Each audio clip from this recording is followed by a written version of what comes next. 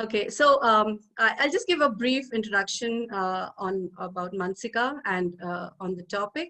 So Mantsika is joining from Johannesburg. She's a tech entrepreneur. She's an experienced business leader, and she serves on corporate boards in banking, capital markets, and healthcare. She's also a chairman of board IT committee for one of the top four banks in South Africa and chairman of board risk committee for Johannesburg Stock Exchange. She holds a PhD in computer science at University of Cambridge, UK, and completed MBA and postgraduate diploma in coaching from Henley Business School. She sees a part of her role as a corporate advisor to develop talent, hence devotes her time to coaching emerging managers and shares her executive experience and board challenges.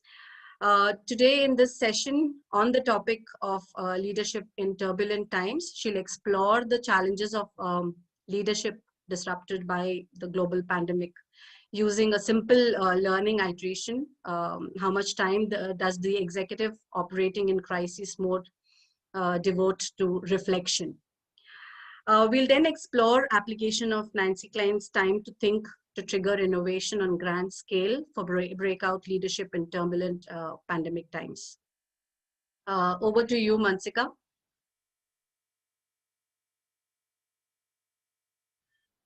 Mantsika, you're on mute.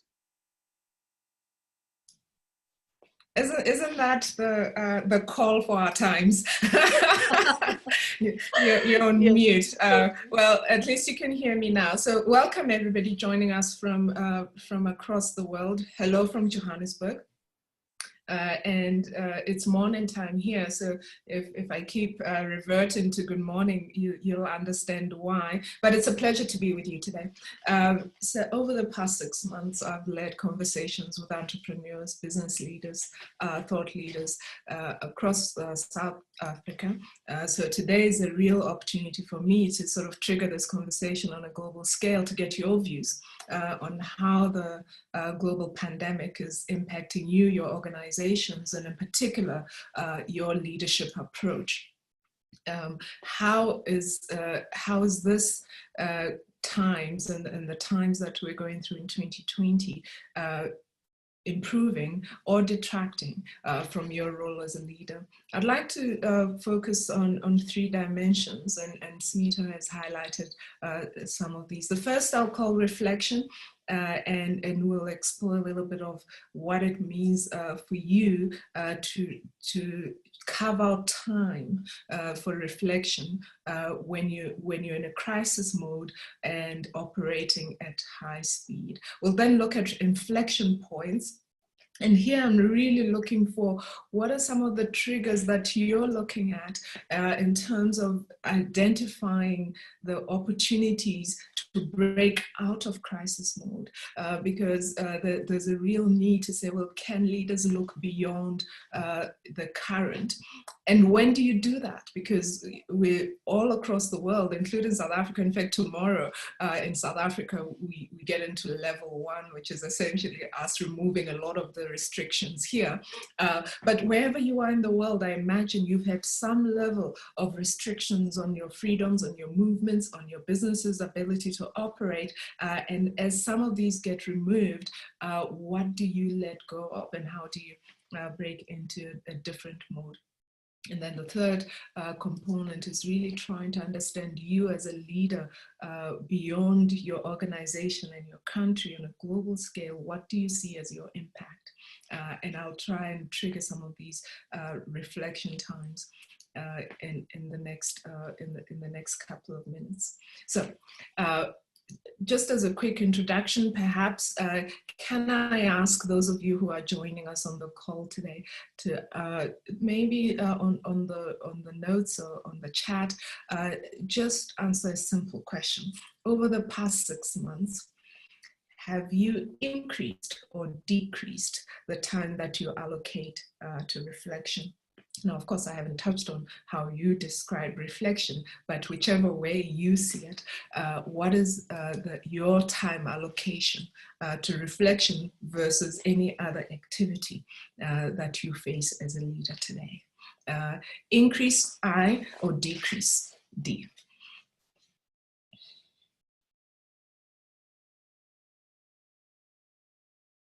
Okay, that's encouraging. Increase, Most of them say yes. increase intermittently. So you are carving out a bit of time to reflect on your activities and really to recharge.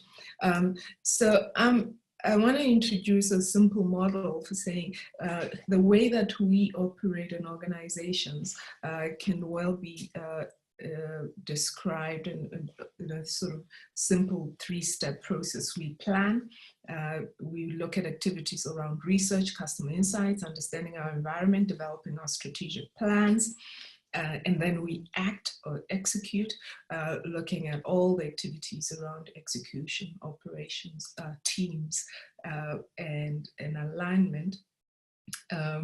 And then we reflect, and hopefully you assess your progress, you identify some learning, you look at what have I learned from what has worked, what has not worked, and you adjust and pivot. And if there's ever a time where any organization, and many organizations that I work with have identified and needed to identify opportunities for pivot, this is it. So, but the challenge is that for all of us, many of you who lead teams, groups, organizations, will identify with challenges actually while you're people on this call, I find that a large fraction of leaders that we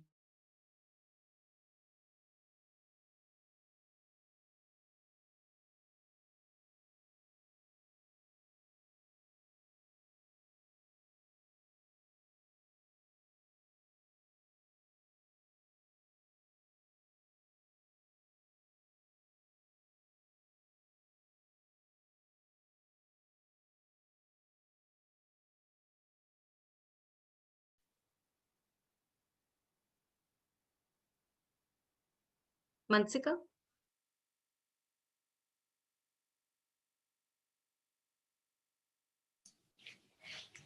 I'm back, Smita. Are you back as well? Yeah, I'm there. Apologies for that. Okay, so I had a break. It's a bad time to be having connectivity challenges. So we're talking about reflection, and I've noted that for many of the people joining us on the call, actually you have been able to carve out time for reflection. It's something that I'm finding that because all of us are operating in this crisis mode, we are having to trigger all of the business continuity plans that we never ever wanted to work on. You're constantly planning and executing, and very few people actually finding or increasing the time for reflection. And I think the argument today is how can you try and increase that? It's already a small portion of what most managers and leaders, how they allocate their time. If you take this sort of three category model around planning, execution, and reflection. And so my challenge for you today is to say, well, can we try and increase that? Because from a learning perspective, especially when we're feeling under pressure and increasingly stressed, either because we're worried about losing our jobs, we're worried about our health and the health of our family members, the opportunity to find the time to reflect on what you want to achieve, how this translates into a plan that you can actually execute on, and how it impacts on other members of your team is absolutely critical. So the next question then, because actually on this call we have the surprisingly good sort of alignment around this need for reflection, and many of you have increased your reflection time. How is that improving your leadership? I would argue that when we reflect, we give ourselves the time to really not just focus on the problems of today, but also look at the opportunities that this moment presents. Now, we're in Johannesburg and can often feel quite disconnected, even in the good times. In times where borders are closed, this is a wonderful opportunity to connect with you from across the world, because it's feeling like everything's becoming small. We're all almost either in our homes, in our countries, we're sort of forgetting to find these opportunities to reflect and to connect. So that's the first part of what I wanted to introduce today, carving out for leaders opportunities to increase the reflection, and then measuring how does this improve my overall leadership through the cycle. How does it improve my planning? How does it improve my execution? The next part of what I then want to touch on is on inflection. So we've highlighted that actually we're going to be planning, acting, and reflecting. We want to find more time to reflect. The question is, how can we use this opportunity then to not just do this in a cycle where we're in crisis mode? How do we break out of crisis mode? So I want to do a second small pulse meter, if you don't mind, which is over the past 6 months. And I have to do, I have to put the links for a broader and more statistically significant study, but I am keen to see from all of us on the call today, how often over the past 6 months you get interrupted in a meeting. I assume most of us are now doing our meetings virtually. So here I'm talking about the virtual meetings, a Zoom call, Microsoft Teams. I have no idea who decided that Teams was a good idea for all of us in the corporate environment, but there it is. Zoom, Teams, whatever it is that you're using at Google Meet. But you're holding your meetings virtually. Your team is dispersed, so you don't have a lot of opportunities for seeing them on a regular basis. When you do get opportunities to connect, how often are you interrupted in a meeting? Is that increased, I, or decreased, D?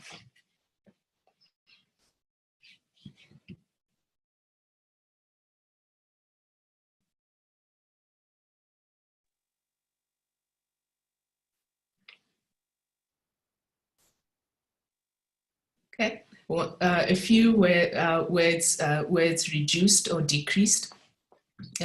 If you were you sort of adjusting and learning quickly. Okay. So this second part is really about how these turbulent times are impacting our ability to listen. And listening well requires a higher or heightened level of focus on the members of the team and that you were working with, but also to some extent reduced interruption. Now, something interesting is happening. I've highlighted that meetings are becoming virtual. They're incredibly annoying. They're taking over our entire day. I don't know about you, but it seems to me my day has actually grown longer because I have to work with people globally, and they all set meetings on my calendar in their time zones. So our days are becoming longer. We have reduced time. We have to carve out time for different activities, and these virtual meetings are going on the whole day. Now, I would prefer to be with my colleagues and see them frequently. But something interesting is happening, I think, in the virtual meetings that I hope you will take when you go back to the whatever the new normal is after the as we reduce the restrictions on the pandemic, and that is that I think it's allowing, in most cases, many more people to contribute in a meeting. Before the pandemic, in discussions, you will always have the dominant voices coming through, but little opportunity for the quieter people to be typing their notes on the chat, to be raising their hands on Zoom. It seems Zoom raising your hand is easier. By the way, if you do want to send us a Q&A, please send that out to the Q&A section on the meeting here. But the technology is allowing us to hold our discussions differently. Somebody highlights that there's always multitasking. So concentration is a challenge. But I do think what it's allowing is freedom for getting ideas from all the people on the call. And that is interesting for me. I chair a lot of meetings, and often the challenge with facilitating a meeting is not that actually executives and managers don't know what they want to do or haven't decided. It's often that you're trying to allow people to find small nuggets of ideas that perhaps haven't come through, to test their thinking a little bit more and to stretch their ability to view different perspectives. But that's difficult when you have, let's say, 10, 15-person meeting, to make sure that all these ideas are expressed and ventilated. The interesting thing that I'm finding, for me as a facilitator, first of all, is that because I have all your names on the side of my view here, I actually now make time to go through each person and invite them to give their input. And while you might do that in a physical setting, often you're just seeing that as a discussion. And so the ideas are going back and forth, everybody's getting excited, but you're not taking time to really carve out for each person just a minute for them to think carefully and express their ideas directly. So I think that's a real opportunity. I think that it is improving the way that we listen, and if we can facilitate in a different way going forward, we have an opportunity for bringing new ideas to our organizations and the way that we lead. And so the question, I guess, is how does this help then in how we listen carefully for those signals that I'm looking for now? And I don't have any insights, because many of the organizations that I observe, perhaps your organization as well, are still in crisis mode. But I'm going into this period now where what I'm looking for and what I'm listening for in the conversations that come through in these discussions is really listening for an inflection point, where leaders and managers and team members starting to see a level of confidence that they can look beyond the activities that are crisis activities.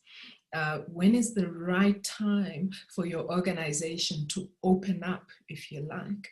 And opening up, as I've said, is not really a function of just what you want to do and what your organization wants to do, because that will be also have some external input from regulations wherever you operate.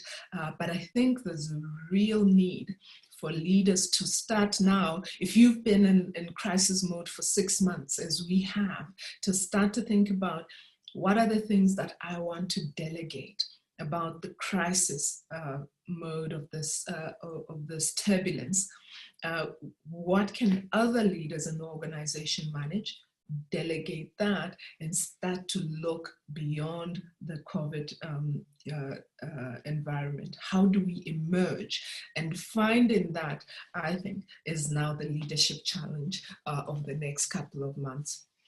I hope that that gives you an idea of how you might use listening and listening actively to try and be ahead of the curve in terms of identifying when that inflection point is right for your organization.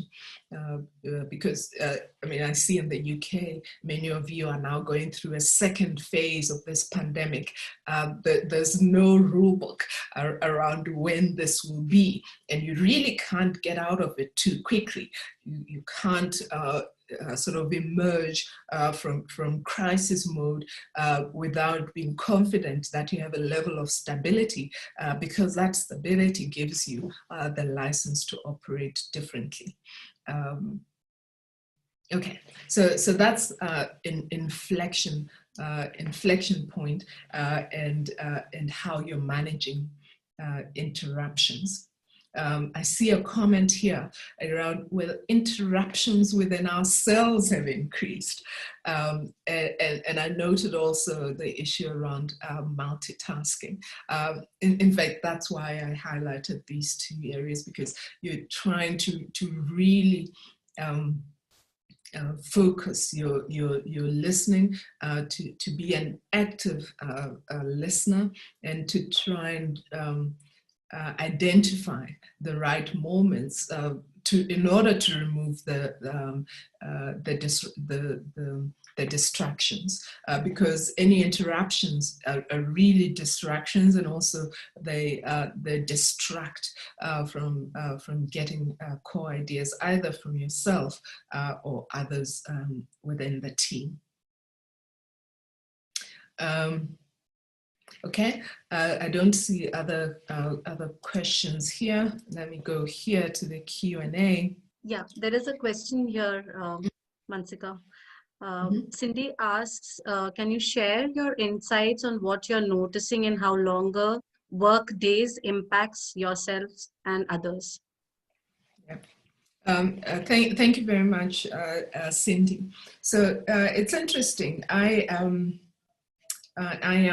asked a team a couple of months ago. I said to a team, you know, I really would need somebody else to lead some of these sessions that we're having, because I get so many interruptions, and so when I'm the leader of the facilitator for the discussion, it becomes challenging. Now I've been locked down or in a level of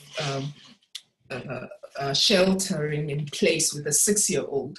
And I don't know how many of you have had 6-year-olds running around and trying to have them hold their attention for more than an hour. So I've been dramatically decreasing the length of the meetings or sessions that I have. And that itself is a challenge, because as we've highlighted, you need the time to interact with your team so that you can listen better, especially when you don't have physical presence with them. So what I've been trying to do is decrease the time.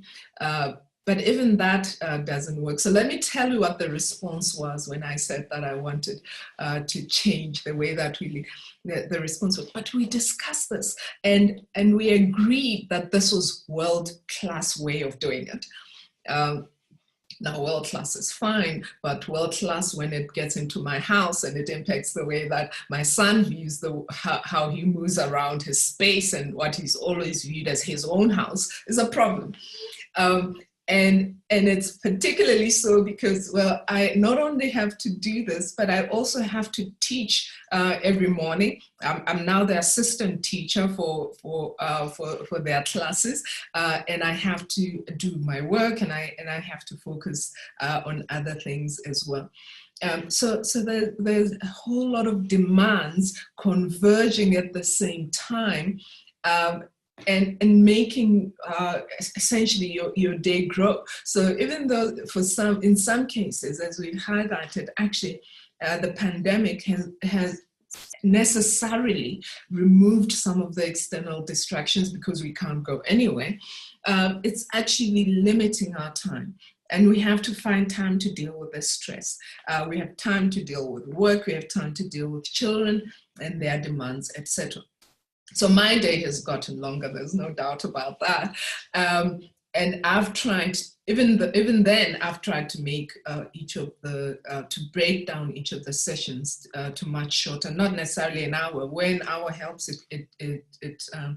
it's best for me, but it's not necessarily always possible. I have also tried to share some of the responsibilities better, so that I can, for example, have a focused 30 to 45 minute session and then hand over where it's possible to somebody else. Because what happens is when I get an interruption, well, I just get myself off video for a minute, and he comes into the room, and then I argue with him quickly, and then I get back onto video. So I think there's different strategies, of course, some that you can deploy better than if you're perhaps the facilitator, like Smita has to stay on the call constantly because she's our coordinator for today. So I try and make sure I manage where am I the lead versus actively participating and actively listening. I'm also trying to be much firmer around what I will and will not accept in terms of invitations and meetings, because I do try to make sure that I, in a frantic, stressful environment, still make time to reflect. And so the idea around actually, even though I feel like I have to constantly be acting and in execution mode, because there's so many challenging issues coming up each day, trying to carve out time is critical.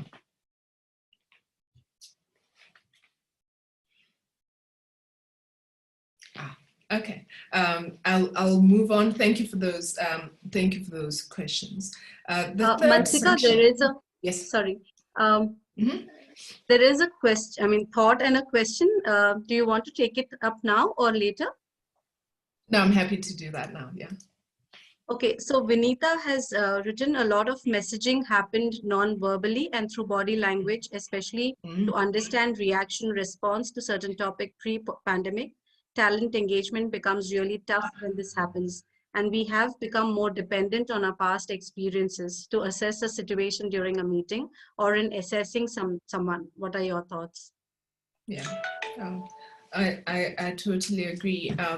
And letting go of some of those assumptions is some of the critical elements of this management skill that we're developing now, as we try and bring together what works for us and what doesn't work, because you have lost those nonverbal cues. What I'm suggesting is that you've also lost some of the dominance, and so you can find an opportunity, hopefully, to bring out or expose the diversity of views that emerges when all you have is a listening skill. Because the visual has been so diminished, I'm urging you to try and find these techniques around listening to try and strengthen that piece of how you lead going forward. And some of these are in the Nancy Klein framework that I'm referring to here, is in a book called Time to Think, and it's a framework that many of you will have some experience with, but it's really about trying to use listening, and in this case, not just listening one-to-one, which is critical when you're leading people and trying to make sure that you can give them feedback frequently and directly on their performance, on their activity, etc. But also in teams, which is which I guess is the focus here, because what I'm trying to understand where leaders and you as managers are doing differently is that I'm observing that many of you are still perhaps in the crisis mode, and to break out of this crisis mode does require that you change some of those, because you won't have some of the feedback mechanisms that you had before.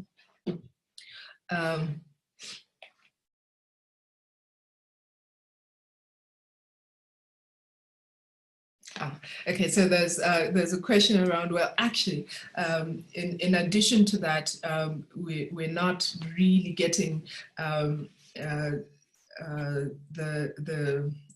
verbal feedback. Well, in this session, perhaps it is limited. Smita, I don't know if participants can actually raise their questions on audio. We'll do that. Let's do that. Let's try that at the end of the session. I'll complete the third section, and then we'll try to see how participants are voicing can give audio. But I think it's interesting that, you know, even with the chart view, and I'm trying to make sure that in many cases when I'm facilitating a session via Zoom, etc., we try and create a stream so that people can then comment like you would on a WhatsApp chat on a stream of items, or comment on a specific comment rather than each comment individually. I do think what's happening is that many more people are giving voice to their ideas than before. So in a session like this, we have maybe 20, 30 people. In a physical meeting, we would struggle to have 5 people perhaps raise their hands and have their ideas through. When we ask all of you to do that all concurrently, we are getting a much richer feedback mechanism, and then we can take that and analyze that post the session. I agree, but there is a much richer vein emerging, I think, where many more people are giving voice to their ideas in a session than you would otherwise do. And I think it's a new facilitation skill that we have to enhance, precisely because, as you've noted, we've lost some of the other things that come with being in physical presence. I will come back to this idea around what to do when there's conflict. I'll come back to that. So if you're one-on-one resolving conflict, it's absolutely critical. How are you going to do it in a virtual environment? Is interesting. Okay. The last piece that I wanted to touch on this morning is around impact. One of the interesting things, and the good thing is that all of you have highlighted trying to increase the amount of time for reflection. One of the things that is coming through the reflection piece on some of the sessions that, some of the interviews that I'm having over the past couple of months, is this increased need to align our own impact, because the sort of health crisis is merging. It's an economic crisis, and we're dealing with that in our organizations, but it's also translating into social challenges as well. And so our impact as leaders has actually come to the fore. So with entrepreneurs in Johannesburg, the question that I've then posed is this: are we rebuilding, or are we going to create something new coming out of this COVID crisis? I'm interested to learn how you view, assuming that you had the time to reflect. You've highlighted some of the ideas coming through multiple stakeholders in your inflection sessions. What are some of the things that you're distilling in terms of where to next? For you, for your organization, what is the big breakout idea? So there's really two schools of thought that I think are emerging. One is this need to come out of these lockdown and restrictions quickly enough to rebuild, because so many industries have been virtually decimated. Travel, tourism are still going to be increasingly challenging, even as we come out of the lockdown environments. Other industries might recover quicker, but even those are going to be face significant challenge. So there's an element of rebuilding.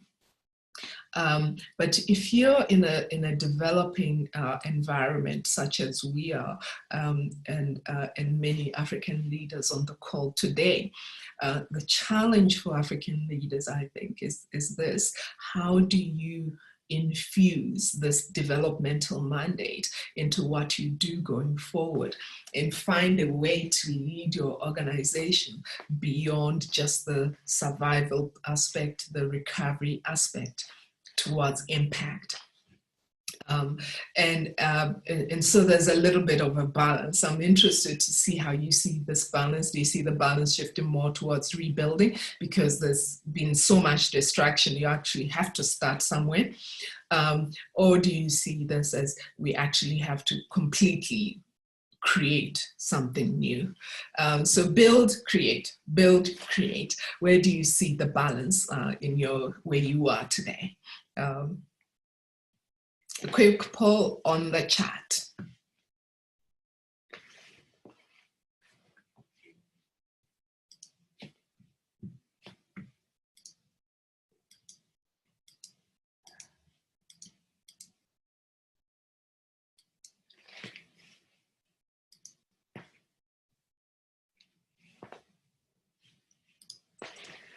Okay, I will review some of the feedback coming through there now. Let's see, the Q&A. Okay, so the sorry. Mantsika, Vinita asked to repeat the question. Okay, so the question is, when you look at emerging out of a crisis mode, which is what we've been looking at when we consider the possible inflection points for finding the right moment to almost stop acting in a crisis mode, are you seeing the immediate need for building or rebuilding, or do we actually have to create a whole new environment or business environment going forward? So build versus we need something new. Rebuild, new. Rebuild, new.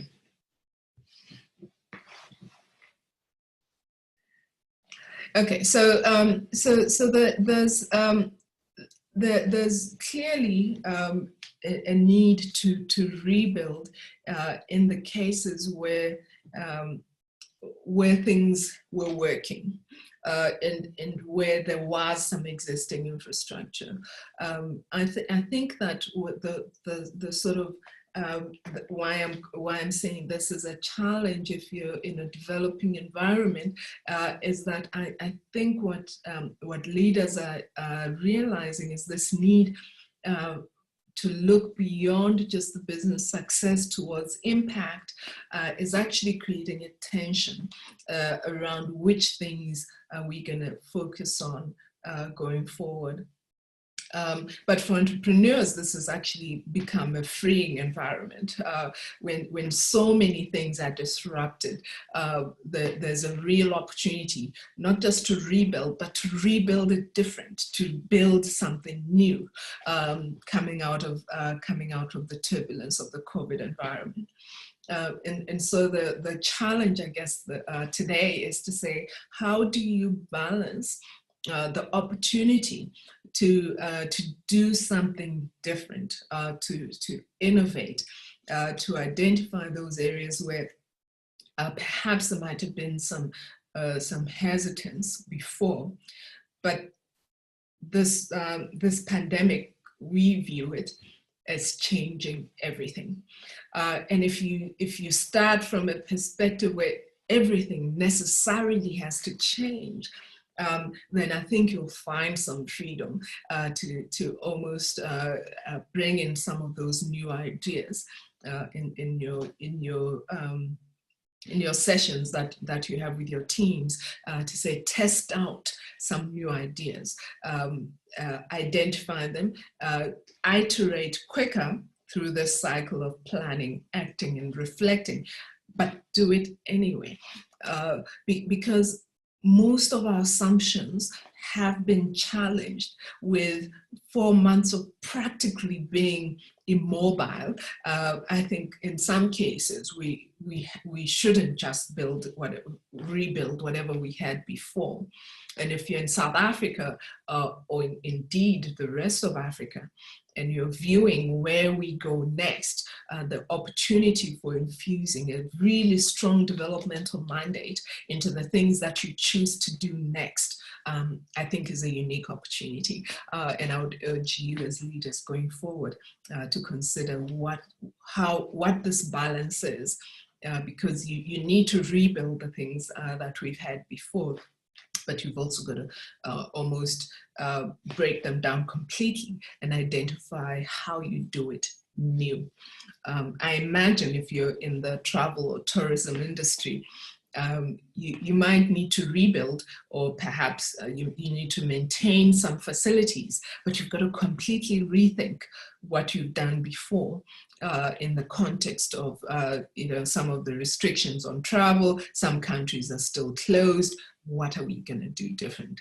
I'm in financial services. You're going to have to necessarily think differently about how finance impacts our day-to-day lives, and how you bring that closer to not just being an abstract and very highly technical and sophisticated industry, but making it relevant when people are looking for a way to emerge from what has been a devastating and turbulent time.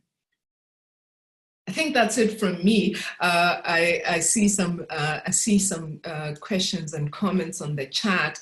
Smita, if you'll help me go through some of those, I'd like to spend the next the remaining part of our session today just getting your views on these three areas and how you see them in your environment. Sure. So there's a comment from Cindy. She says, I think it's both have created many things that are working, but it's equally important to notice our current and what's emerging in the future. Yeah. So create now and rebuild. I see some of those comments. In some industries, there's a real need to focus on rebuilding. And in fact, if it was existing, that's the only area perhaps that you have an option for. I think for South Africa and for the rest of Africa, in many cases, some of these didn't even exist. And so when you look at what to do next, you have to look at how to create new ones as well. Okay, there's some comment around actually undo some of this. That's actually interesting. I do think that's what the turbulence of the past 6 months has led us to. like I said, in most of the sessions that I'm leading with entrepreneurs now, we really do see a theme where we think that the pandemic has changed everything. And so there's a real sense of it's undone so much. We're going to have to decide. We can't just decide that we're going to rebuild. We have to perhaps create something new, because what we had before wasn't necessarily working. You know, some of you in other parts of the world, let me give a little bit of context in South Africa, because this week this is what we're debating. South Africa has one of the most unequal societies in the sense of the sort of Gini coefficient and the difference in wealth distribution. And so and yesterday the sort of unemployment statistics are dominating discussions in South Africa this week. And so when you're in an environment where so much that is good has not necessarily worked for a lot of people, there is actually perhaps this is a trigger for it's undone so much. We're going to have to think differently about what it is that you build going forward. So drawing and learning from the past, absolutely. I believe in that. And in fact, it's why we started with this issue of reflection, because I deeply believe that when we don't create time for reflection, then we don't learn as quickly as we might otherwise do. So learning is, for me, intrinsic to the opportunity for reflection. Looking from corporate environment, so how do you use virtual connection as physical travel and restrictions are impacted? It is interesting. So I did consider, when we were looking at this session, to say, you know, how do you almost bring in from all these different areas a sense of what it is like where you are today.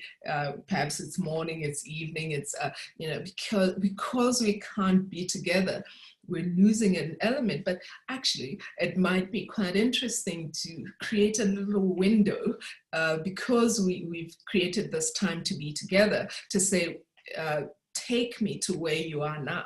What does that look like in South Africa? In Johannesburg now, it's a little bit cloudy, it's a little bit misty, but it's spring, so it's vibrant and colorful. There's an interesting way of saying, well, what will travel look like? And what will those experiences be? And I hope that for those of you in some of those industries, you're starting to bring that in your discussions around how you think about the world and your impact differently going forward. Any other comments? Okay, then I want to go back to a question that we had earlier around conflict. So conflict management in the context of physical distance, and I had, this is interesting because I had a similar discussion with one of the leaders that I interact with frequently, where, you know, you're having this conflict situations at work, but of course we're all in lockdown, so you can't travel. The colleague is in Cape Town, she's in Johannesburg, and you're trying to resolve this without necessarily sitting down together. And I agree with you completely. When you're in conflict situations, diffusing it often requires sitting down so that you can, you know, be face to face and resolve things carefully. And emails quickly escalate because everybody reads what they want to read in between all this email communication. So I do think that the current environment creates a sort of ripe environment for heightened conflict, just from the sense that, first of all, managers are already feeling disempowered. They can't see what you do, so they think you're doing nothing. And this management is sort of flip to say, how do you only manage when you're only looking at outputs and delivery, not necessarily micromanaging what people are doing, is actually quite difficult. And it's difficult because we're also introducing it at the same time as asking them to learn it. So it's going to take some time. So there's an element of that. There's also an element of you know, the urgency of it. There is a real crisis going on, and so you're trying really to be urgent when you're distant. And then the third point, I think, is that the physical distance, as you've highlighted, has removed some of the fluff. No longer have a little coffee here and a little coffee there so that you can gauge what's happening. You're almost only dealing with the concrete. And that creates a challenging environment because you can only really deal with what people send you. So I do think we're going to have heightened conflict situations, and we're going to have to use Zoom and other approaches to try and manage some of that. But we're also going to have to change where you're managing people to try and communicate better, to try and look at deliverables, be very clear about outputs versus trying to manage the process.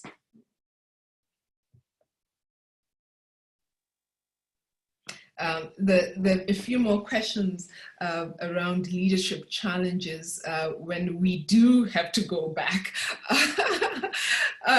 That is interesting, Smita. I must say I heard a new term recently where one business was referring to this as re-entry. So it seems getting people back to work is just as difficult as when we told them to go work from home. So there's a little bit of a re-entry, reorientation that needs to happen for all of us to then start working together again when we do have physical offices to go back to. So the re-entry is going to be another opportunity for us to do things differently. There's something interesting. Vinita says, on a lighter note, depends on internet speed. Oh, I true. definitely agree with that. True. And I apologize. Mine cut me off earlier today. I do hope that the session today has been of value, and that as we sort of come to the last 2-3 minutes, despite the technology challenges, we've all been able to connect from different parts of the world on some and find something that is relevant for your leadership and for your business. I've just put in the link for the LinkedIn and also for a feedback link, okay. Just in case, people want to continue and share some thoughts after the session. Please I look forward to that. And put your thoughts on that LinkedIn group. Yeah. Absolutely. Absolutely. Anyone has any thoughts? Yeah, I was just checking the chat box.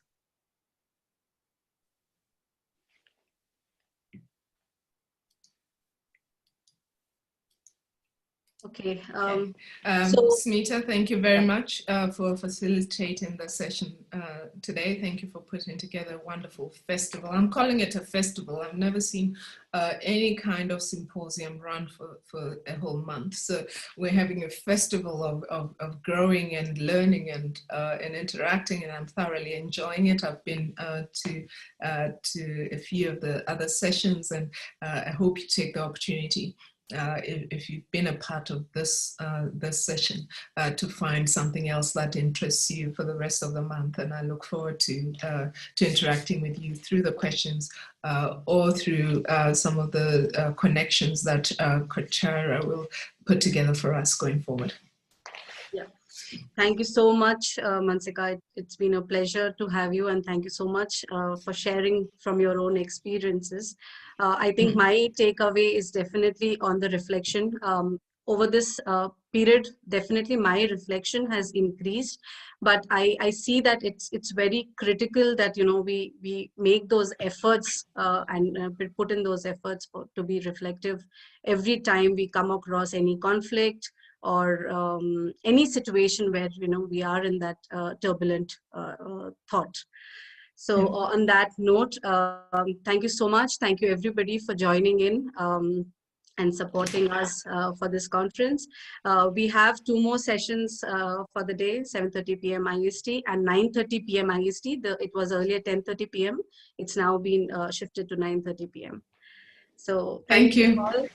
Have a good day, good evening. Thank you. Bye, Bye. everybody. Bye. Bye-bye.